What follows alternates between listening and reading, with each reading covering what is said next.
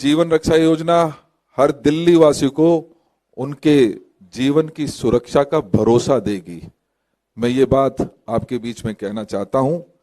और क्यों इस योजना को लागू किया जाए, क्यों इस योजना की जरूरत है इस दिल्ली को, तो मैं चंद बात इसके बारे में जरूर कहना चाहता हूं कि यहां हवा में जहर है, पानी दूषित है, खाने में मिलावट है, जिसकी वजह से दिल्ली को गंभीर बीमारियों ने जकड़ लिया है।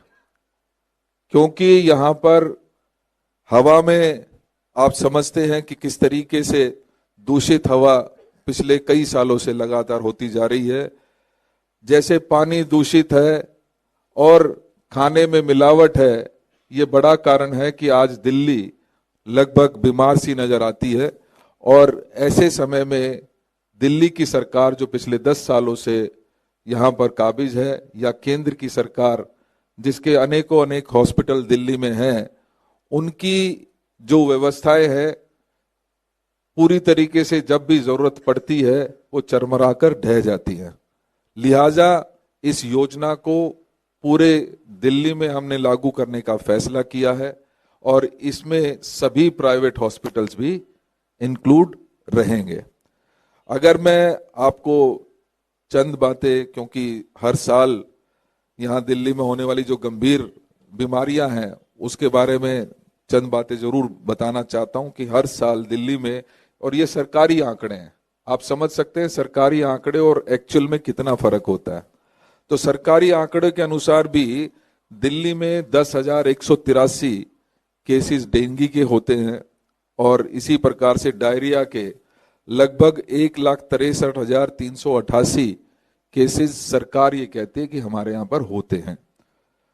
एक्यूट रेस्पिरेटरी इन्फेक्शन जो हवा में प्रदूषण की वजह से होता है, या टाइफाइड 14,256 ऐसे केसेस पानी के जो दूषित पानी हमें पूरी दिल्ली में सप्लाई किया जा रहा है उसकी वजह से टाइफाइड का और डायरिया के बहुत सारे केसेस यहाँ दिल्ली में लगातार रिपोर्ट हो रहे हैं।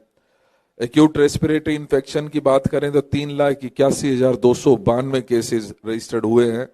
न्यूमोनिया के इन्फेक्शन को कैरी करने वाले 12,326 ऐसे केसेस हैं। टीबी के 76,831 केसेस। और इसी प्रकार से अगर मैं बात करूं कि डायबिटीज के, स्ट्रोक और कैंसर की बात करें तो लगभग 97,484 लाख लोगों को इसकी जरूरत पड़ी है। और ऐसे में जो हमारा सरकारी स्ट्रक्चर दिल्ली का है तो वो पूरी तरीके से नाकाफी साबित हुआ है। इस सरकार ने वादे बहुत किए थे, हमने दिल्ली को हेल्थ कैपिटल बनाने में एक बहुत महत्वपूर्ण योगदान दिया था। हमारे समय में बड़े नए हॉस्पिटल्स खुले थे, उसके बारे में मैं विस्तार से अलग से चर्चा जरूर करूंगा, क्योंकि उस समय माननीय योगानंद शास्त्री जी, किरण जी और नरेंद्र नाथ जी का बहुत उसमें योगदान रहा है। तो मैं सिर्फ आपका इस मौके पर और इस गारंटी की हमें जरूरत क्यों पड़ी, इस सब चीजों के लिए हमें ये योजना लानी पड़ी।